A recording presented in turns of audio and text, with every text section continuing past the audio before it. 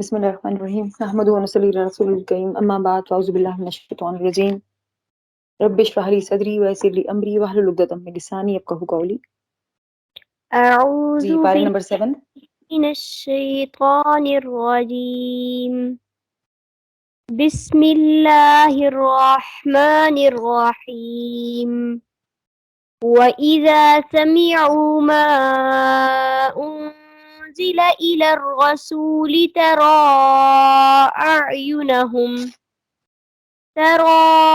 أعينهم تفيض من الدمع مما عرفوا من الحق يقولون ربنا آمنا فاكتبنا مع الشاهدين وما لنا لا نؤمن بالله وما جاءنا من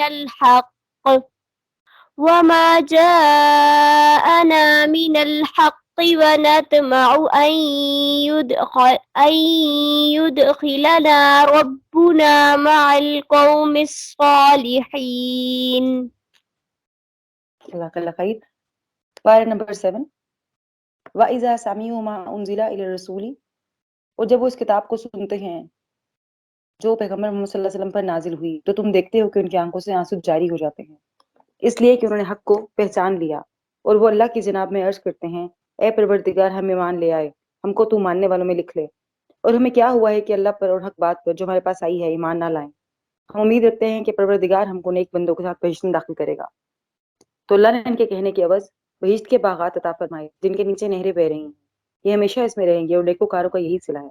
اب یہاں پہ نصارہ کی بات کی جا رہی ہے، جسے ہم نے پارہ نمبر 6 کے لاسٹ میں پڑھا تھا کہ یہود جو ہیں وہ مسلمانوں سے دشمنی میں بہت زیادہ سخت ہیں، جبکہ نصارہ جو ہیں وہ ان کے دل نرم ہیں، اس لیے کہ ان میں علماء بھی ہیں، مشائخ بھی ہیں اور وہ تکبر نہیں کرتے ہیں. یہاں پہ باقاعدہ جو جس واقعے کا ذکر ہے وہ نجاشی کے دربار میں جب حضرت جعفر طیار تشریف لے گئے تھے تو وہاں پہ یہ بات ہو رہی ہے کہ جب انہوں نے قرآن پاک پڑھ کر سنایا، سورہ مریم کی آیات پڑھ کے سنائی، تو نجاشی بادشاہ بھی اور تمام درباری جو ہے وہ سن کر رونے لگے. تو وہ کہا جا رہا ہے کہ جب وہ اللہ کی کتاب کو سنتے ہیں اور سننے سے ان کی آنکھوں سے آنسو جاری ہو جاتے ہیں کہ یہ قرآن وہ کتاب ہے جو حق ہے، وہ حق کو پہچان لیتے ہیں، اور پھر وہ کیا دعا کرتے ہیں اے پروردگار ہمیں مان لے، تمہیں ماننے والوں میں لکھ لے. اور پھر وہ اس بات کا اقرار کرتے ہیں کہ اللہ ہمیں کیا ہے کہ جب ہم نے حق کو پہچان لیا ہے ہم تب بھی اس کو نہ مانیں، بلکہ ہم امید رکھتے ہیں کہ اللہ ہمیں پروردگار ہمیں نیک بندوں کے ساتھ بہشت میں داخل کرے گا. نیک بندوں کے ساتھ یا کیا مراد ہے؟ مسلمانوں کے ساتھ، یعنی کہ جو مسلمان ہیں، امت محمدیہ ہیں، ان کے ساتھ ہمیں جو ہے بہشت میں اللہ داخل کرے گا. اب یہاں پہ نصارہ کی 3 چیزیں بتائی جا رہی ہیں. پہلی بات حق کو سننا، اس کے بعد اس کو پہچاننا، پھر ایمان لانا، ایمان کی گواہی دینا اور صالح لوگوں کے ساتھ ملنا. یہ والی دعا جو بھی کرے گا اس کے لیے اللہ تعالیٰ نے جنت کا بدلہ دیا ہے، لیکن صرف زبانی نہیں، عملی طور پر بھی. ان کے لیے کیا ہے؟ باغات ہیں جنت کے جن کے نیچے نہریں بہتی ہیں، ہمیشہ اس میں رہیں گے، اور یہ بدلہ ہے احسان کرنے والوں کا. اس کے برعکس وہ لوگ جو آیت نمبر 87 دیکھیے، والذین کفروا وکذبوا بآیاتنا اولئک اصحاب الجحیم، اور وہ لوگ جنہوں نے کفر کیا اور جھٹلایا اللہ کی آیات کو، یہی لوگ ہیں ساتھی جہنم کے. اے لوگو جو ایمان لائے ہو، نہ تم حرام کرو پاکیزہ چیزیں جو حلال ہیں، جو حلال کی اللہ نے تمہارے لیے، اور نہ تم حد سے بڑھو، بے شک اللہ نہیں پسند کرتا حد سے بڑھنے والوں کو. اب یہاں پہ کیا کہا جا رہا ہے؟ ایمان والو تمہاری جو چیزیں اللہ نے حلال قرار دی ہیں انہیں خود پر حرام نہ کرو.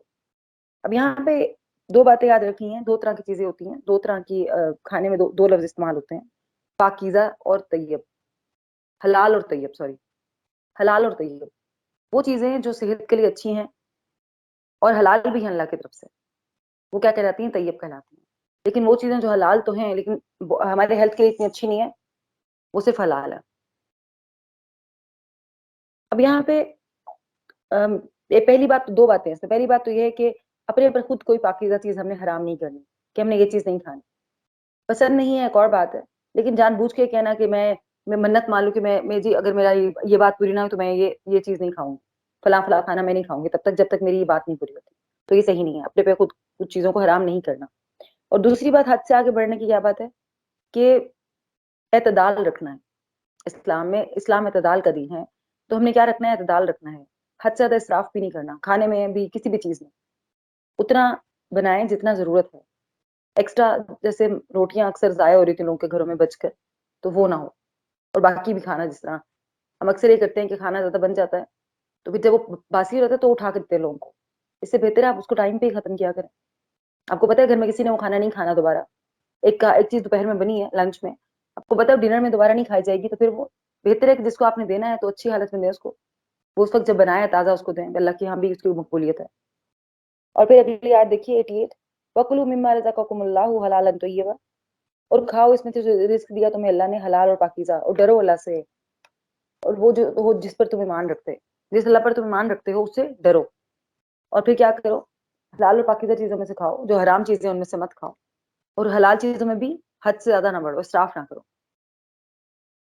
لا یؤاخذکم اللہ باللغو فی ایمانکم، اور نہیں مواخذہ کرتا اللہ تمہارا لغو قسموں پر، لیکن وہ مواخذہ کرتا ہے تمہارا جو مضبوط باندھی تم نے قسمیں. تو کفارہ ہے اس کا کھانا کھلانا 10 مسکینوں کو اوسط درجے کا، جو تم کھلاتے ہو اپنے گھر والوں کو، یا پھر کپڑے پہنانا، یا پھر آزاد کرنا ایک گردن کا. بس جو کوئی نہ پائے یہ سب تو روزے رکھنا ہے 3 دن مسلسل. یہ کفارہ ہے تمہاری قسموں کا جب قسم کھاؤ تم، اور حفاظت کیا کرو اپنی قسموں کی. اس طرح واضح کرتا ہے اللہ تمہارے لیے اپنی آیات کو تاکہ تم شکر کرو. اب یہاں پہ قسم کا کفارہ بتایا جا رہا ہے کہ اللہ جو ہے تمہاری بے ارادہ قسموں پر تم سے مواخذہ نہیں کرے گا. جیسے زبان سے کچھ لوگوں کو عادت ہوتی ہے اللہ کی قسم اس طرح کہنے کی، یا قسم ہے کہنے کی، تو پھر اس پہ مواخذہ نہیں ہے. لیکن وہ قسمیں جو پختہ کر کے باندھی جاتی ہیں، جو وعدہ کیا جاتا ہے کسی سے کہ میں وعدہ کرتی ہوں، میں اللہ کی قسم کھا کے وعدہ کرتی ہوں کہ میں یہ نہیں کروں گی کام، یا میں یہ کام کروں گی، تو وہ جو قسمیں کھاتے ہیں سوچ سمجھ کے جو قسم کھائی جاتی ہے، اور جو گواہی دیتے وقت قسم کھاتے ہیں، گواہی دیتے بھی حلف لیتے ہیں نا، تو وہ قسمیں پکی قسمیں ہیں، ان پر مواخذہ ہوگا. اگر ان میں سے قسم توڑی جائے، پکی قسمیں میں سے کوئی قسم توڑ دی جائے، تو پھر اس کا کفارہ ادا کرنا ہوگا. وہ کفارہ کیا ہے؟ 10 مسکینوں کو کھانا کھلانا ہے. جو گھر میں آپ خود کھاتے ہیں وہی کھانا آپ 10 مسکینوں کو کھلائیں گے، یا پھر 10 مسکینوں کو کپڑے دینا ہے، یا پھر ایک غلام کا آزاد کرنا ہے. اور پھر اگر یہ سب چیزیں نہ ہوں تو پھر 3 روزے رکھنے. اور یہ بھی یاد رکھنا چاہیے کہ قسم صرف اللہ ہی کی کھا سکتے ہیں، اور کسی کی قسم نہیں کھا سکتے، وہ شرک ہے. اور یہ دیکھیے یہ بھی اللہ کی رحمت ہے کہ جو ہم بے سوچے سمجھے قسمیں کھا لیں یا بولیں تو اس میں پکڑ نہیں ہے، مگر جو پکا وعدہ کیا ہے اسے پورا کرنا ہے. پھر اگر قسم توڑ دیں تو پھر کفارہ ادا کرنا ہوگا. پھر اللہ تعالیٰ فرما رہے ہیں آخر میں کہ بہتر ہے کہ تو اپنی قسموں کی حفاظت کرو، جو قسم کھاؤ اس کی حفاظت کرو. مطلب یہ اس لیے نہیں کفارہ بتایا کہ آپ کو بتاؤ کہ جی میں نے قسم کھا لی ہے پھر بعد میں کوئی بات نہیں کفارہ ادا کر دوں، اس طرح نہیں ہے. یہ آپ کو ایک چھوٹ اللہ نے دی ہے کہ چلو کفارہ تم ادا کر سکتے ہو، کہ اگر کسی وجہ سے وہ قسم پوری نہیں کر سکے تو اس پہ کفارہ ادا کر سکتے. اور یہاں پہ کیا کہا جا رہا ہے، کوشش کرو جو قسم کھاؤ تو اسے پورا کرو، جو وعدہ کرو اس کو پورا کرو، کیونکہ مومن زبان کا پکا ہوتا ہے. اور یہ بھی اب کہتے ہیں نا تمہیں قسم ہے تو وہ نہیں ماننا، آپ نے کہا نہیں مجھ پہ کوئی قسم نہیں ہے. کچھ لوگ کہتے ہیں نا کہ تمہیں قسم ہے یہ نہ کرو یا یہ کر لو، تو آپ نے کہنا نہیں میں مجھ پہ قسم مت ڈالی، کیونکہ مجھے پتا ہے اگر جو پکی قسم کھاتا ہے تو اس کا کفارہ بھی ادا کرنا ہوتا ہے، تو اس لیے سوچنے میں بھی احتیاط کیا کریں. اگلی آیت دیکھیے، آیت نمبر 90، یا ایھا الذین آمنوا انما الخمر والمیسر، اے لوگو جو ایمان لائے ہو، بے شک شراب، جوا اور بت اور پانسے یہ سب ناپاک کام شیطان کے اعمال میں سے ہیں، سو ان سے بچتے رہو تاکہ نجات پاؤ. بے شک شیطان تو یہ چاہتا ہے کہ شراب اور جوئے کے سبب تمہاری آپس میں دشمنی اور رنجش ڈلوا دے، اور تمہیں اللہ کی یاد سے غافل کر دے، تمہیں اللہ کی یاد اور نماز سے روک دے، تو تم ان کاموں سے باز رہنا. اب یہاں پہ کیا کہا جا رہا ہے کہ شراب، جوا، بتوں کو نصب کرنا اور فال نکالنا سب ناپاک ہیں اور شیطانی عمل ہیں، بس ان سے بچنا ہے تاکہ فلاح پا سکو. اب یہاں پہ دیکھیے شراب کو 3 مرحلوں میں حرام کیا گیا تھا. رسول اللہ صلی اللہ علیہ وسلم جب مدینہ میں آئے تو شراب اور جوئے میں ملوث تھے وہاں پہ لوگ، تو جب انہوں نے نبی صلی اللہ علیہ وسلم سے پوچھا تو آیت نمبر 219 سورۃ البقرہ کی نازل ہوئی، مگر اس وقت انہیں پوری طرح شراب کی حرمت کی بات نہیں کی گئی تھی. اور پھر جب یہ والی آیت نازل ہوئی تو پھر فائنلی بس آ گیا کہ اب اس کے بعد جو ہے شراب نہیں پینی، اور یہ شراب بھی حرام ہے، اور ہر نشہ اور چیز، ہر وہ چیز اس سے نشہ ہوگا وہ حرام ہے. جوا حرام ہے، اور بتوں کا نصب کرنا حرام ہے، اور فال کے ذریعے سے تیر، مطلب فال اس وقت فال کے تیر تھے، لیکن ابھی بھی ہم جس طرح مطلب ایسٹرولوجی میں جاتے ہیں اور مطلب زائچہ نکالوانا اور ستاروں سے حال لینا، یہ سب کے سب کیا ہے؟ شیطانی عمل ہے، ان سے بچنا ہے. اور پھر شراب کی وجہ سے کیا ہوتی ہے؟ بے حسی. جب انسان نشے میں ہوتا ہے اس کا دماغ اسے قابو میں نہیں رہتا، تو پھر وہ کچھ بھی کر سکتا ہے اس وقت. تو شراب پی کر انسان حرمت کے رشتے تک بھول جاتا ہے، اور شیطان تو چاہتا ہی ہے کہ وہ اللہ کے ذکر و نماز سے روک دے، اس لیے ان چیزوں سے بچو. آیت نمبر 92 وَأَطِیعُوا اللَّهَ وَأَطِیعُوا الرَّسُولَ وَاحْذَرُوا، اور اطاعت کرو اللہ کی اور اطاعت کرو رسول کی اور ڈرو. پھر اگر منہ موڑ لیا تم نے تو جان لو کہ بے شک ہمارے رسول کے ذمہ سے پہنچا دینا ہے کھلم کھلا. یعنی کہ اللہ اور اس کے رسول کی اطاعت کرو. صرف رسول صلی اللہ علیہ وسلم کی ذمہ داری کیا ہے کہ پیغام پہنچانا. ان کے ذمہ تو صرف پیغام پہنچانا ہے. اگر تم بات نہیں مانو گے تو تم اپنا ہی نقصان کرو گے. اس کے بعد دیکھیے آیت 96 احل لکم صید البحر وطعامہ، اور حلال کیا گیا تمہارے شکار سمندر کا کھانا اس کا فائدہ مند ہے تمہارے لیے اور قافلے کے لیے، اور حرام کیا گیا تم پر شکار خشکی کا جبکہ تم حالت حرام میں ہو، اور ڈرو اللہ سے وہ جو اس کی طرف تم اکٹھے کیے جاؤ گے. اب کیا کہا جا رہا ہے کہ سمندر کی ہر چیز حلال ہے، سمندر کا شکار کر سکتے ہیں. اگر سفر میں ہے، حج کے سفر میں بھی جا رہے ہیں تو بھی سمندر کا شکار حلال ہے، لیکن خشکی جب حالت احرام میں ہے تو خشکی پر شکار نہیں کر سکتے. ہم نے پہلی آیت سورہ مائدہ کی پڑھی تھی کہ احرام کی حالت میں شکار حرام ہے، اس کی دوبارہ بات کی جا رہی ہے. اور وہ جو سمندر کی لہریں بھی جو جانور چھوڑ دیں وہ بھی حلال ہے. جعل اللہ کعبۃ البیت الحرام، بنایا اللہ نے کعبہ کو گھر حرمت والا قیام کا ذریعہ لوگوں کے لیے، اور ماہ حرام اور قربانی کو اور پٹے والے جانوروں کو، یہ اس لیے تاکہ تم جان لو کہ بے شک اللہ وہ جانتا ہے جو کچھ آسمانوں میں اور جو کچھ زمین میں ہے، اور بے شک اللہ ہر چیز کو خوب جانتا ہے. اللہ تعالیٰ نے کعبہ کو حرمت والا گھر بنایا ہے اور لوگوں کے قیام کا ذریعہ بنایا ہے. کعبہ زندگی قائم کرنے کا سبب بنا تھا کیونکہ وہاں پہ اس سے پہلے کوئی آبادی نہیں تھی. اب نہ صرف روحانی بلکہ تجارتی مرکز بھی بن گیا. عربوں کے یہاں پورے سال جھگڑے چلتے رہتے تھے، لیکن دور جاہلیت میں کیا ہوتا ہے صرف حرام مہینوں میں ان کے جھگڑے ختم ہوتے تھے، اور مطلب اس دنوں ہی سارے وہ کام کرتے تھے، باقی دنوں تو لڑتے ہی رہتے تھے. لیکن جب اسلام کا آغاز ہوا تو اس جگہ کو امن والا بنا دیا گیا. وہاں لڑائی جھگڑا کرنا، جنگ کرنا منع کر دیا گیا. اور قربانی کے جانوروں کی بھی حرمت ہے، ان کو جانوروں کو تنگ نہیں کرنا. اور عرب کیا کرتے تھے، پہلے جانوروں کو پٹے لگا دیا کرتے تھے تاکہ جانور دور سے پہچانے جائیں کہ اللہ کی راہ میں دینے کے لیے ہیں، تو پھر لوگ انہیں دور سے دیکھتے تو پہچان کر احترام کھڑے ہو جاتے. یہ اس لیے ہے کہ اللہ کے علم کی وسعت بہت زیادہ ہے اور اللہ ہر چیز کو جانتا ہے اور تمہارے اعمال بھی جانتا ہے. آیت 100 دیکھیے قل لا یستوی الخبیث والطیب، اور کہہ دیجیے نہیں برابر ہو سکتے ناپاک اور پاک، اور اگرچہ اچھی لگے تمہیں ناپاک کی کثرت، بس ڈرو اللہ سے اے عقل والو تاکہ تم فلاح پا جاؤ. اب کیا بتایا جا رہا ہے کہ خبیث اور ناپاک برابر نہیں ہو سکتے. یہاں پہ کھانے کی بات بھی ہو سکتی ہے، یہاں پہ مال کی بات بھی ہو سکتی ہے، اور یہاں پہ انسانوں کی بات بھی ہو سکتی ہے. کس طرح کہ اگر جو کھانا حرام ہے، جو ناپاک کھانا ہے وہ پاک کے جیسا نہیں ہو سکتا، اس طرح پاک مال بھی جو ہے وہ حرام مال کی طرح نہیں ہو سکتا. پاک مال سے دیا گیا ایک کھجور جو ہے اس کی بھی بہت ویلیو ہے، جبکہ حرام مال کا صدقہ قبول نہیں ہوتا چاہے کتنے ہی ہزاروں لاکھوں اپ لوٹا دیں. تو اللہ کہہ رہے کثرت میں مت جاؤ، بس یہ دیکھو کہ وہ پاکیزہ ہے تو اس کی طرف جاؤ، اگر ناپاک ہے تو اس کی طرف مت جاؤ. یا ایھا الذین آمنوا تسألوا عن اشیاء، اے لوگوں جو ایمان لائے ہو نہ تم سوال کرو ایسی چیزوں کے بارے میں کہ اگر وہ ظاہر کر دی جائیں تمہارے لیے تو بری لگے تمہیں، اور اگر تم سوال کرو گے ان کے بارے میں جس وقت نازل کیا جاتا ہے قرآن، وہ ظاہر کر دی جائیں گی تمہارے لیے. درگزر کیا اللہ نے ان سے، اور اللہ بہت بخشنے والا بہت بردبار ہے. اب کیا کہا جا رہا ہے، ایمان والو، سب کو کہا جا رہا ہے ایمان والو ان چیزوں کے بارے میں سوال نہ کرو جن کا تمہیں علم نہیں ہے. مطلب حد سے زیادہ کریدنا نہیں ہے کسی بات کو، کثرت سوال نہیں کرنے چاہیے، صرف ایسے سوال کرنے چاہیے جس سے علم میں اضافہ ہو، جس سے اختلافات ہوں اور مسائل بڑھیں اور لوگ اللہ سے دور ہوں. ایسے سوال نہیں کرنے چاہیے. کیوں؟ اگلی بات دیکھیے، اگلی آیت 102 قد سأل قوم من قبلکم، تحقیق سوال کیا تھا ان کے بارے میں ایک قوم نے تم سے پہلے، پھر وہ ہو گئے ان کا انکار کرنے والے. یہ کس کی بات کی جا رہی ہے؟ بنی اسرائیل کی، کہ بنی اسرائیل جو ہیں انہوں نے بھی سوال کیے تھے اس طرح اپنے موسیٰ علیہ السلام سے، اپنے پیغمبر سے، جس کی بات سے وہ پھر انہیں جان کر بھی انہوں نے انکار کر دیا. آیت 104 وَإِذَا قِيلَ لَهُمْ تَعَالَوْا إِلَّا مَا أَنزَلَ اللَّهُ، اور جب کہا جاتا ہے انہیں کہ آؤ اس طرف جو نازل کیا ہے اللہ نے اور طرف رسول کے، تو وہ کہتے ہیں کافی ہے ہمیں جو پایا ہم نے اپنے آباء و اجداد کو، کیا بھلا اگرچہ ہوں آباء و اجداد ان کے، نہ وہ عقل رکھتے کچھ بھی اور نہ وہ ہدایت یافتہ. اب کیا کہا جا رہا ہے کہ جب ان کو کہا جاتا ہے، اہل عرب کی بات کی جا رہی ہے، جب مشرکین کو کہا جاتا تھا کہ اللہ کی طرف آؤ، اس کے رسول کی طرف آؤ، اس کی کتاب قرآن کی طرف آؤ، تو وہ کیا کرتے ہیں، ہمیں کافی ہے وہ راستہ جو ہمارے آباء و اجداد ہمیں بتا کے گئے. آپ بتائیے، یہ ان کی بات کی جا رہی ہے، لیکن کیا آپ کو نہیں لگتا کہ ہماری بات بھی ہے؟ آپ کسی کو بھی جا کے اگر کوئی بات بتاتی ہیں کہ جی میں نے پڑھا ہے قرآن میں اور میں نے پڑھا ہے حدیث میں، یہ طریقہ اس طرح نہیں اس طرح ہے، تو وہ کیا کہتے ہیں، ہمارے بڑے یہ کرتے آ رہے ہیں، ہمارے آباء و اجداد یہ کرتے آ رہے ہیں، تو ہم اس طریقے کو نہیں چھوڑ سکتے. آپ کی بات سنتے ہی نہیں ہے. تو اللہ کہہ رہا ہے کہ اگر تمہارے آباء و اجداد کو علم ہی نہ ہو اور نہ وہ ہدایت یافتہ ہوں، تو بھی کیا تم ان کی پیروی کرتے رہو گے؟ کہ تم اپنے سے راستہ نہیں ڈھونڈو گے؟ جب تمہیں اللہ نے قرآن دے دیا ہے، جب اپنے نبی صلی اللہ علیہ وسلم کا طریقہ دے دیا ہے تمہیں، حدیث اور سنت، تو پھر کیا تب بھی تم ان کی پیروی نہیں کرو گے؟ جب چیزیں واضح آ گئی ہیں، تمہیں اللہ نے عقل دی ہے، شعور دیا ہے، تمہیں علم دیا ہے قرآن کے ذریعے، تو کیا پھر تم پھر بھی اپنے واؤجات کی پیروی کرو گے؟ یا ایھا الذین آمنوا علیکم انفسکم، اے لوگوں جو ایمان لائے ہو، لازم ہے تم پر بچانا اپنی جانوں کو. جی، اے ایمان والو اپنی جانوں کی حفاظت کرو جبکہ تم ہدایت پر ہو، تو کوئی گمراہ تمہارا کچھ بھی نہیں بگاڑ سکتا. تم سب کو اللہ کی طرف لوٹنا ہے. اس وقت تم کو تمہارے کاموں میں جو تم نے دنیا میں کیے ہیں آگاہ کر دے گا. اب کیا کہا جا رہا ہے کہ تمہارے پر اپنی ذمہ داری ہے. تمہارے اباء اجداد جو بھی کرتے رہے ہیں تم پر ان کی ذمہ داری نہیں ہے تم میں، لیکن اپنی جان کو تم نے بچانا ہے. اگر تمہیں نالج آ گیا ہے، ہدایت آ گئی ہے، تو پھر تم اپنی جان کو بچانا ہے. اور تمہیں بھٹکنا، تمہیں نقصان نہیں، مطلب تم بھٹکو گے نہیں اگر تم ہدایت پر ہو تو، کیونکہ اللہ کی طرف لوٹنا ہے اور اللہ تم بتا دے گا کہ تم جو بھی عمل کرتے ہو.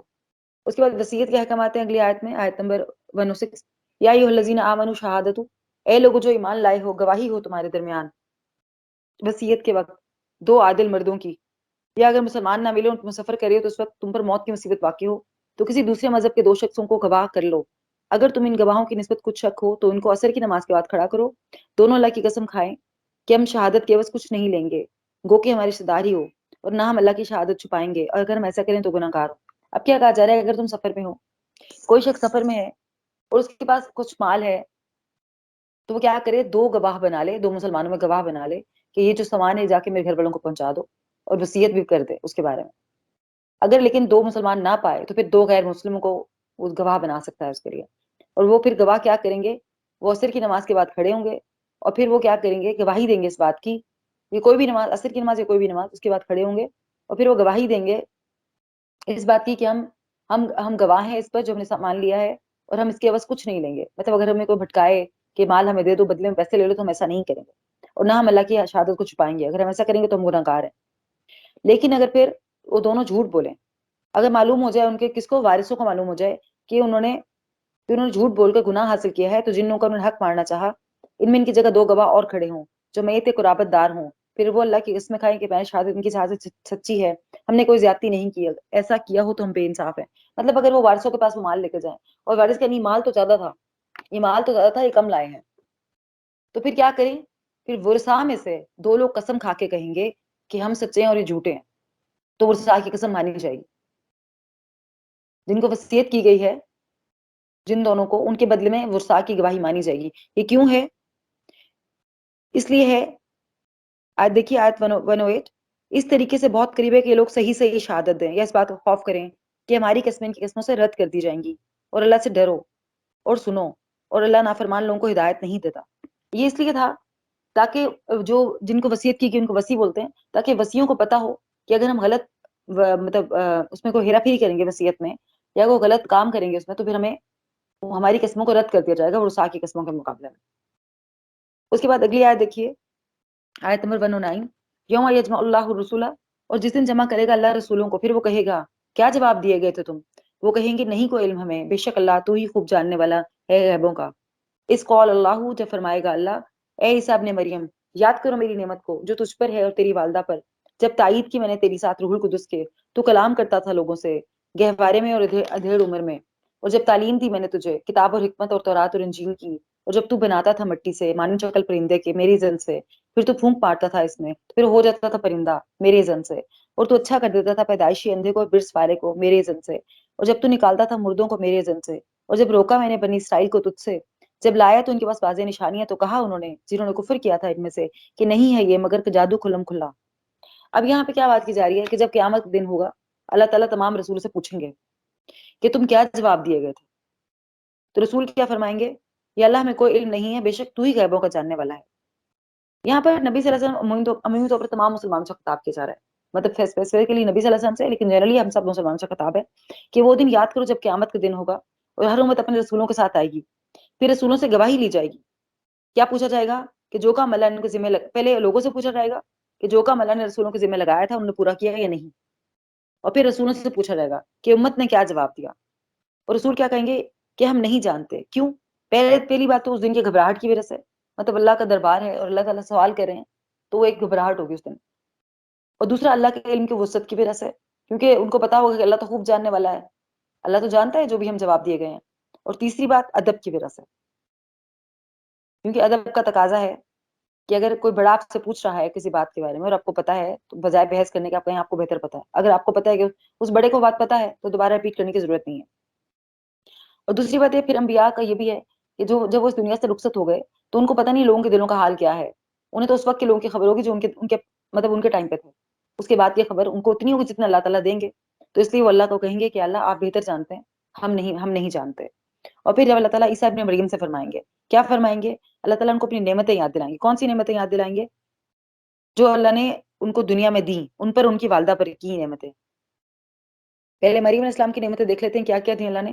مریم علیہ السلام کو ہیکل میں داخلہ دیا. ہیکل جو ہے وہ مسجد ہوتی ہے, ہم لوگ مسجد بولتے ہیں, اس وقت ہیکل کہلاتا تھا.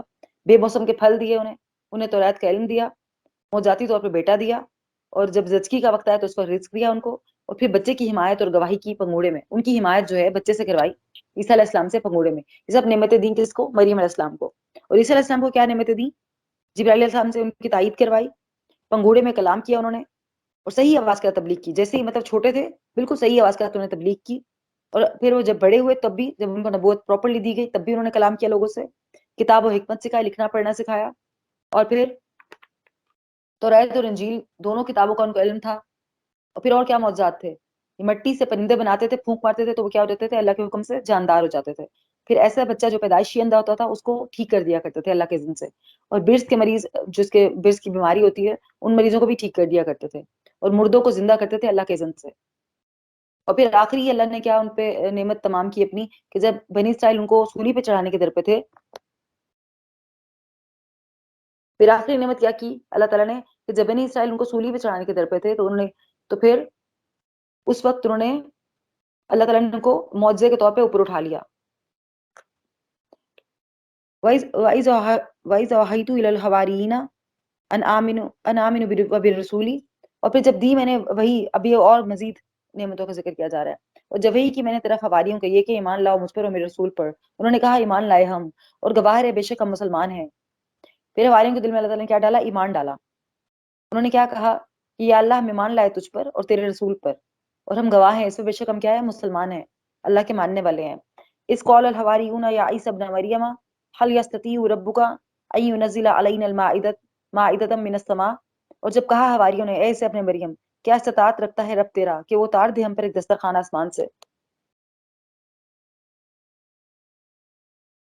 اور جب کہا حواریوں نے اے عیسی ابن مریم, کیا استطاعت رکھتا ہے رب تیرا کہ وہ اتارے ہم پر ایک دسترخوان آسمان سے.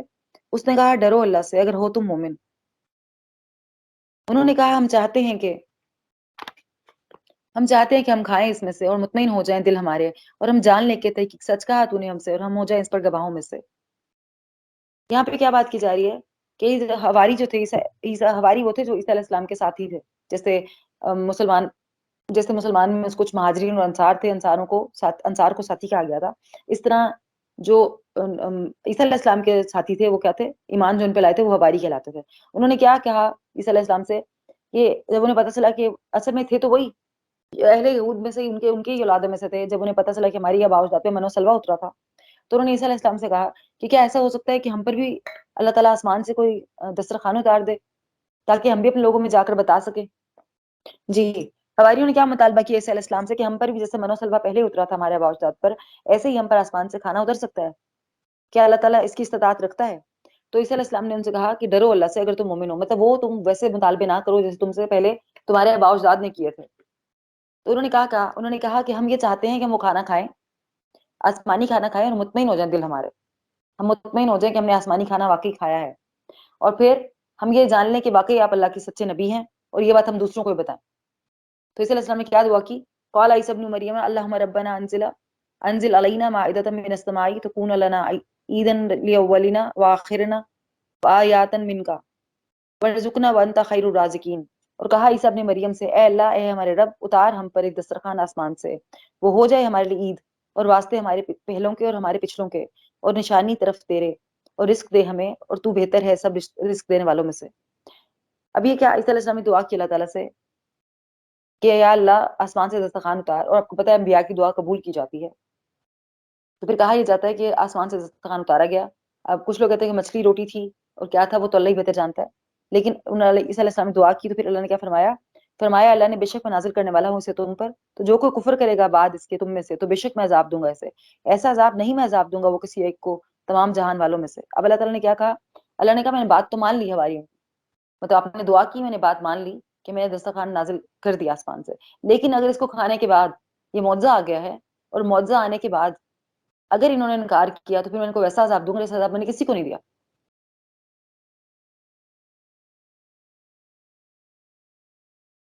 وَإِذْ قَالَ اللَّهُ يَا عِيسَى ابْنُ مَرْيَمَ أَأَنْتَ قُلْتَ لِلنَّاسِ، اور جب فرمائے گا اللہ عیسیٰ ابن مریم کیا کہا تھا تو نے لوگوں سے، اتخذونی و امی الہین من دون اللہ، کہ بنا لو مجھے میری ماں کو الہ سوائے اللہ کے، قال سبحانک ما یکون لی ان اقول ما لیس لی بحق، وہ کہیں گے پاک ہے تو نہیں ہے میرے لیے کہ میں وہ بات کہوں جس کا نہیں ہے مجھے کوئی حق، اگر تھا میں کہتا ہے اس کو تو تحقیق تو جان لیتا ہے اسے، تو جانتا ہے جو میرے نفس میں ہے اور نہیں میں جانتا جو تیرے نفس میں ہے، بے شک تو ہی خوب جاننے والا ہے غیبوں کا۔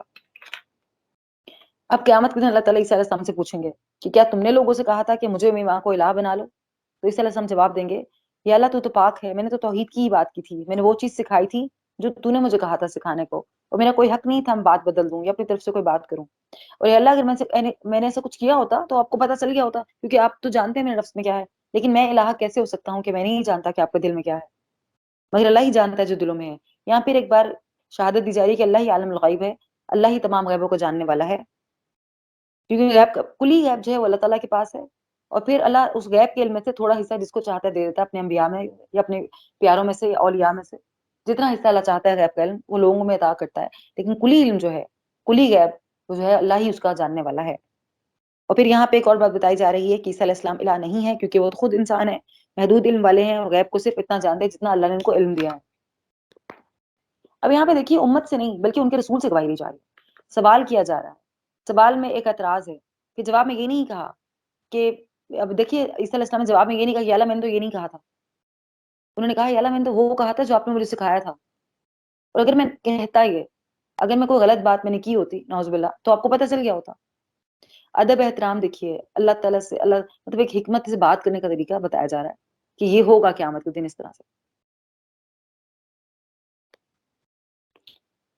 ما قلت لهم الا ما امرتنی به، نہیں کہا تھا میں نے انہیں مگر جو حکم دیا تو نے مجھے جس کا کہ عبادت کرو اللہ کی جو رب ہے میرا اور رب ہے تمہارا، اور تھا میں ان پر گواہ جب تک میں رہا ان میں، پھر جب فوت کر دیا تو نے مجھے تو تھا تو ہی نگران ان پر، اور تو اوپر ہر چیز کے خوب گواہ ہے۔ اچھا توفینی کا لفظ یوز ہوا ہے یہاں پہ توفینی کا مطلب ہے کہ جسم اور روح ساتھ اٹھا لینا۔ عیسیٰ علیہ السلام کو موت نہیں آئی ابھی، باقاعدہ وہ دوبارہ دنیا میں واپس آئیں گے، اس کے بعد دوبارہ ان کو موت دی جائے گی، جیسے ہر انسان مرے گا پھر وہ دوبارہ سے مریں گے۔ تو یہی کہا جا رہا ہے کہ وہ پھر کہیں گے یا اللہ میں نے تو وہی کہا تھا جو آپ نے مجھے حکم دیا تھا اس کا کہ عبادت کرو اللہ کی جو میرا بھی رب ہے تمہارا بھی رب ہے۔ جب تک میں ان کے درمیان میں رہا تب تک میں ان پہ گواہ رہا، تب تک کہ لوگوں کو بتا سکتا ہوں کون ایمان لایا تھا کون نہیں لایا تھا، لیکن جب میں آسمان پہ اٹھا لیا گیا تو پھر تو مجھے نہیں پتا پیچھے انہوں نے کیا کیا، تو اللہ تو ہی ان کا نگران ہے۔ اور پھر ان تعذبہم فانہم عبادک، اگر تو عذاب دے انہیں تو بے شک بندے ہیں تیرے، اور اگر تو بخش دے انہیں تو بے شک تو ہی ہے بہت زبردست حکمت والا۔ پھر وہ اللہ تعالیٰ سے کیا کہیں گے یا اللہ اگر آپ چاہیں تو ان کو معاف کر دیں، آپ کے بندے ہیں یہ، اور اگر آپ چاہیں تو سزا دے دیں، اس طرح سے بات کی جائے گی، مطلب وہ یہ نہیں کہیں گے کہ اللہ انہیں معاف کر دیں یہ میری امت ہے، نہیں، وہ یہ کہیں گے کہ اللہ یہ آپ کے بندے ہیں جن کو آپ نے ہی پیدا کیا ہے، تو آپ کی مرضی، آپ چاہے تو بخش دیں ان کو اور چاہے تو سزا دیں۔ قال اللہ ھذا یوم ینفع الصادقین صدقہم، ابھی تک قیامت کی بات دوبارہ کی جا رہی ہے کہ فرمائے گا اللہ یہ وہ دن ہے نفع دے گا سچوں کو سچ ان کا، ان کے لیے باغات ہیں بہتی ہیں ان کے نیچے نہریں، ہمیشہ رہنے والے ہیں اس میں ہمیشہ ہمیشہ، اور راضی ہو گیا اللہ، اور راضی ہو گیا اللہ ان سے اور راضی ہو گئے اس سے، یہی کامیابی ہے بہت بڑی۔ اب کیا کہا جا رہا ہے قیامت کے دن کس کو فائدہ ہوگا؟ سچوں کو فائدہ ہوگا، جو سچ بولیں گے ان کو فائدہ ہوگا۔ اب سچائی تین طرح کی ہے، ایک ہے قول کی سچائی، عمل کی سچائی اور اعتقاد کی سچائی۔ قول کی سچائی یہ ہے زبان سے سچ بولنا، جو سچ ہے وہی بولنا۔ عمل کی سچائی یہ ہے عمل بھی دل اور قول کی سچائی کے مطابق ہے، جو دل کا پہلی بات ہے دل کی گواہی، دل سے سچا ہونا، دل گواہی دے کہ ہاں کیا سچ ہے، پھر زبان سے وہ بولنا اور عمل میں اس کو لانا، یہ تین طرح کی ہیں سچائیاں۔ اور جو لوگ سچے ہوں گے اس دن کیا ہوگا؟ اسی دن ان کو ان کا سچ کام آئے گا۔ اور یہاں پہ ایک اور بات بھی کی جا رہی ہے کہ یہ بھی سچ ہے کہ اللہ تعالیٰ کے سوائے کوئی معبود نہیں ہے، اللہ واحد لا شریک ہے۔ جو لوگ کلمہ پڑھ لیتے ہیں اللہ کا وہ کیا کہتے ہیں؟ وہ سچ پہ گواہی دیتے ہیں کہ یہ اللہ ہی حق ہے، تو یہ سچ ہے اس سچ پہ گواہی دینے والے کی بات ہو رہی ہے یہاں پہ کہ جو سچ سے ایمان لائیں گے, سچ سے دل سے ایمان لائیں گے, تو ان کے لیے کیا ہے پھر جنت کے باغات ہیں, ان کے نیچے نہریں ہیں جس میں ہمیشہ رہیں گے, اللہ ان سے راضی ہوگا, وہ اللہ سے راضی ہوں گے, اور یہ سب سے بڑی کامیابی ہے. للہ ملک السماوات والارض وما فیہن, اور اللہ ہی کے لیے ہے بادشاہت زمین و آسمان کی اور جو کچھ ہے اس میں, اور وہ اوپر ہر چیز کے بہت قدرت والا ہے. اور یہ بات کی جا رہی ہے کہ پوری کائنات کا مالک اللہ ہے, عیسیٰ علیہ السلام نہیں ہے. جب وہ مالک نہیں ہے تو پھر وہ الہ بھی نہیں ہو سکتے. سورۃ الانعام اس کی 165 آیات ہیں, 20 رکوز ہیں. یہ مکی سورہ ہے اور ہجرت سے پہلے نازل ہوئی ہے, اور مکی صورتوں کا انداز جو ہے مدنی صورتوں سے مختلف ہے تھوڑا سا. اس میں مدنی صورتوں میں تو مختلف احکامات ہوں گے, لیکن جو مکی صورتیں آپ کو ملیں گی اس میں شرک کی ممانعت ہے اور توحید کے بارے میں زیادہ احکامات ہوں گے. الحمدللہ الذی خلق السماوات والارض, سب تعریف اللہ ہی کے لیے جس نے پیدا کیا آسمان اور زمین کو, اور اس نے بنایا اندھیروں میں روشنی کو, اور پھر وہ جنہوں نے کفر کیا ساتھ اپنے رب کے وہ برابر قرار دیتے ہیں. اور وہی ہے جس نے پیدا کیا تمہیں مٹی سے, پھر اس نے مقرر کی ایک مدت اور ایک اور مدت مقرر کی اس کے ہاں, پھر بھی تم شک کرتے ہو. وہو اللہ فی السماوات والارض, اور وہ ہے اللہ آسمانوں اور زمین میں, اور وہ جانتا ہے پوشیدہ تمہارا اور ظاہر تمہارا, اور وہ جانتا ہے جو تم کماتے ہو. یہ کیا پہلی بات کی جا رہی ہے زمین و آسمان کی تخلیق کے بارے میں کی جا رہی ہے کہ سب تعریف اللہ ہی کے لیے ہے, جس نے کیا بنایا, زمین و آسمان کو بنایا ہے, اندھیروں اور روشنی کو بنایا ہے. پھر وہ جو کفر کرتے ہیں وہ کیا کرتے ہیں, اللہ کے ساتھ شریک ٹھہراتے ہیں. یہاں پہ اندھیرا کفر ہے اور روشنی ایمان ہے, مطلب کفر اور ایمان بنائے ہیں, لیکن جو کافر ہیں وہ کیا کرتے ہیں, اللہ کے ساتھ شریک ٹھہراتے ہیں. وہی ہے جس نے انسان کو مٹی سے پیدا کیا ہے, پھر اس کی مقررہ مدت پوری کی ہے یعنی کہ موت کا وقت, پھر ایک اور مقررہ مدت ہے یعنی کہ قیامت, اور پھر بھی تم شک کرتے ہو. جبکہ وہ اللہ کون ہے, آسمان اور زمین میں ہے, جو وہ کیا جانتا ہے, جو تم چھپاتے ہو اس کو بھی جانتا ہے, جو تم ظاہر کرتے ہو اس کو بھی جانتا ہے, اور جو بھی تم کماتے ہو وہ سب جانتا ہے. وما تاتیہم من آیات ربہم الا کانوا عنہا معرضین, اور نہیں آتی ان کے پاس کوئی نشانیوں میں سے ان کے رب کی مگر ہیں وہ اس سے اعراض کرنے والے, یعنی کہ اہل رب کی بات کی جا رہی ہے. بس تحقیق انہوں نے جھٹلایا حق کو جب وہ آیا ان کے پاس, بس ان قریب آئیں گی ان کے پاس خبریں اس کی جو تھے وہ جس کا مذاق اڑاتے. الم یروا کم اہلکنا, کیا نہیں دیکھا انہوں نے کتنی ہلاک کر دی ہم نے بستیاں اس سے پہلے. تو ہم نے قدرت دی انہیں زمین میں, اور جو نہیں ہم نے قدرت دی انہیں, اور بھیجا ہم نے آسمان کو ان پر بہت برسنے والا, اور بنائی ہم نے نہریں جو بہتی تھی ان کے نیچے, بس ہلاک کر دیا ہم نے بوجہ ان کے گناہوں کے, اور اٹھائیں گے ہم بعد اس کی قومیں دوسری. اب یہاں پہ اہل عرب ہیں مشرکین, ان کے اعتراضات کی بات کی جا رہی ہے کہ جو بھی نشانیاں ان کے پاس آتی ہیں ان کے رب کی طرف سے وہ سب کا انکار کرتے ہیں, چاہے وہ قدرتی نشانی ہو چاہے وہ شرعی نشانی ہو. شرعی نشانی میں کیا تھا, قرآن پاک جو اترا تھا, اور قدرتی نشانی میں یہ تھا کہ نبی صلی اللہ علیہ وسلم نے اللہ تعالیٰ کے اذن سے جب شق القمر کا معجزہ دکھایا کہ ایک انگلی سے اشارہ کیا تھا اور چاند 2 ٹکڑے ہو گیا تھا, اس کے باوجود دیکھ رہے یہ لوگ انہوں نے کیا کیا, اعراض کیا, پھر بھی یہ ایمان نہیں لائے. انہوں نے کیا کہا یہ جادو ہے, تو انہوں نے جھٹلایا حق کو. جب وہ اللہ کی آیتیں جب ان کے پاس آئیں تو انہوں نے اس کو جھٹلا دیا, اور ایسی خبریں بھی ان کے پاس آئیں گی جن کا وہ مذاق اڑاتے ہیں. کون سی خبریں, کہ قیامت کا دن ہوگا, اور وہ اس بات پہ ہنستے تھے کہ جی ہم دوبارہ مر جائیں گے تو زندہ کیسے ہوں گے. تو اللہ کہہ رہا ہے کہ کیا انہوں نے نہیں دیکھا, عبرت حاصل نہیں کی کہ کتنی بستیاں ہلاک کر دی ہم نے اس سے پہلے. قوم لوط کو ہلاک کیا, قوم ہود کو ہلاک کیا, قوم سمود کو ہلاک کیا, اور بہت ساری قومیں ہلاک کر دی ہم نے. اور یہ وہاں سے گزرا کرتے تھے. اردن کے پاس جو جگہ ہے جہاں پہ قوم لوط اور قوم شعیب پائی جاتی تھی, تو وہاں سے گزرا کرتے تھے. انہوں نے عبرت کی نشانیاں دیکھی ہیں, اور دیکھنے کے باوجود بھی انہوں نے کیا کیا ہے, اسے اگنور کیا ہے. تو اللہ بتا رہے کہ وہ لوگ وہ تھے جب ہم نے ان کو بہت دنیا میں نعمتیں دی تھیں. وہ جو بستیاں ہلاک کی تھیں اس سے پہلے بڑی نعمت دی تھی ہم نے ان کو, آسمانوں سے پانی برسایا تھا, بارش دی تھی ان کو, اور نہریں ان کے نیچے نہریں بہتی تھیں. تو پھر کیا ہوا, انہوں نے کیونکہ انہوں نے نہیں مانا, کفر کیا, تو پھر اللہ نے ان کو کیا کر دیا, ان کے گناہوں کی وجہ سے ہلاک کر دیا. اور ان کے بعد دوسری قومیں اٹھائیں, یعنی کہ ہم لوگ آئے پھر اس کے بعد, جو پچھلی قومیں ہلاک کر دی گئیں, تو پھر اللہ نے اور انسان بنائے جن میں ہم لوگ شامل ہیں. وَلَوْ نَزَّلْنَا عَلَيْكَ كِتَابًا فِي قِرْطَاسٍ, اور اگر نازل کرتے ہیں ہم آپ پر ایک کتاب کاغذ میں, پھر چھو لیتے اسے وہ اپنے ہاتھوں سے. البتہ کہتے وہ جنہوں نے کفر کیا, نہیں ہے یہ مگر ایک جادو کھلم کھلا. وَقَالُوا لَوْلَا أُنزِلَ عَلَيْهِ مَلَكٌ, اور انہوں نے کہا کہ کیوں نہیں اتارا اس پر کوئی فرشتہ, اور اگر اتارتے ہم کوئی فرشتہ البتہ فیصلہ کر دیا جاتا معاملے کا, پھر نہ وہ مہلت دیے جاتے. اور بناتے اگر ہم اسے ایک فرشتہ, تو البتہ بناتے ہم اسے آدمی ہی, البتہ مشتبہ کر دیتے ہم ان پر وہ جو شبہ کرتے ہیں. اب یہاں پہ ان کے جو اعتراضات تھے, 2 اعتراضات ان کی بات کی جا رہی ہے. وہ کہتے تھے قرآن کتابی شکل میں نازل ہونا چاہیے, وہی کی صورت میں نہ آئے, ہمارے سے کتاب آسمان سے اترے. اور دوسرا وہ کیا کہتے تھے کہ آپ پر کوئی فرشتہ کیوں نہیں اترا, دیکھو فرشتہ جو ہے پیغمبر کیوں نہیں بنا. تو ان کے اعتراضات کا جواب دیا جا رہا ہے. پہلے اعتراض کا جواب اللہ کہہ رہے کہ اگر میں ان پر کتاب بھی اتاروں کاغذ کی بنی, پراپر کتاب کی صورت میں، تو بھی چھو لیتے اپنے ہاتھوں سے، دیکھ لیتے، پھر بھی کیا کہتے ہیں یہ جادو ہے، ہم اس کو نہیں مانتے. اور پھر جب وہ کہتے ہیں کہ فرشتہ کیوں نہیں اترا، تو فرشتہ یہ بتایا جا رہا ہے کہ فرشتے تب اترتے ہیں جب اللہ کا عذاب نازل ہوتا ہے. تو فرشتے آتے تب تو معاملہ ہی ختم ہو جاتا ہے معاملہ، اس کے بعد تو پھر مہلت ہی نہیں ہوتی کسی کے پاس. اور اگرچہ کوئی فرشتہ پیغمبر بنایا جاتا تو پھر بات یہ ہے کہ فرشتوں کو انسان کی جو نظر ہے اس کی اتنی رینج نہیں ہے کہ فرشتوں کو دیکھ سکے. جب اگر اللہ تعالیٰ فرشتہ بھی اتارتے آسمان سے تو آدمی کی شکل میں ہی آتا نا، تاکہ ہم اس کو دیکھ سکتے. پھر یہ ان کا اعتراض تو وہیں کا وہی ٹھہرا تھا کہ جی یہ نظر کیوں آتے ہیں، فرشتہ کیوں نہیں، تو پھر بھی وہ شبہ کرتے. وَلَقَدِ اسْتَهْزِئُوا بِرُسُلٍ مِّن قَبْلِكَ، اور البتہ تحقیق مذاق اڑایا کئی رسولوں کا آپ سے پہلے، تو گھیر لیا ان کو جنہوں نے تمسخر کیا ان میں سے. اس نے جو وہ تھے وہ جس کا مذاق اڑاتے. اب وہ جس بات کا پچھلی بھی قوموں نے کیا کیا، مذاق اڑایا. کس کا؟ کہ جی ہم پر اللہ تعالیٰ، اگر تم کہہ رہے ہو تمام انبیاء سے ان کا کہ اگر تم لوگ کہتے ہو کہ عذاب آئے گا تو عذاب کہاں ہے، عذاب کیوں نہیں آیا. تو اللہ تعالیٰ فرما رہے ہیں کہ جب انہوں نے تمسخر کیا کس کا، عذاب کا، تو پھر ان کو اسی عذاب نے گھیر لیا جس کا وہ مذاق اڑایا کرتے تھے. قُلْ سِیرُوا فِی الْأَرْضِ ثُمَّ انظُرُوا کَیْفَ کَانَ عَاقِبَةُ الْمُکَذِّبِینَ، اور کہہ دیجئے چلو پھرو زمین میں، پھر دیکھو کس طرح ہوا انجام جھٹلانے والوں کا. ابھی کیا کہا جا رہا ہے کہ پچھلی قوموں کے آثار جو ہیں وہ دیکھو، اور پھر دیکھو کہ کیا ان کا انجام ہو. زمین میں عبرت حاصل کرنے کے لیے چلو پھرو. قُل لِمَن مَا فِی السَّمَاوَاتِ وَالْأَرْضِ، کہہ دیجئے کس کے لیے جو کچھ آسمانوں میں اور زمین میں ہے، کہہ دیجئے اللہ ہی کے لیے ہے. اس نے لکھتی اپنے نفس پر رحمت، البتہ وہ ضرور جمع کرے گا تمہیں طرف دن قیامت کے. نہیں کوئی شک ہے اس میں، نہیں کوئی شک ہے جس میں. وہ جنہوں نے نقصان میں ڈالا اپنے نفسوں کو، بس نہیں وہ ایمان لائیں گے. اب یہاں پہ اللہ تعالیٰ کی رحمت کی بات کی جا رہی ہے. اللہ تعالیٰ کہہ رہے ہیں کہ ان سے پوچھئے کہ کس کے لیے ہے جو کچھ زمینوں آسمانوں میں ہے، تو پھر خود ہی اس کا جواب بھی دیجئے کہ اللہ ہی کے لیے ہے. اللہ نے اپنے نفس پر کیا کیا ہے، رحمت واجب کر لی ہے. اللہ کی 100 حدیث پاک کا مفہوم ہے کہ اللہ کی 100 رحمتیں ہیں جس کا صرف ایک حصہ زمین پر اتارا ہے، اور 99 رحمتیں رکھ چھوڑی ہیں جس سے وہ قیامت کے دن لوگوں کو سرفراز کرے گا.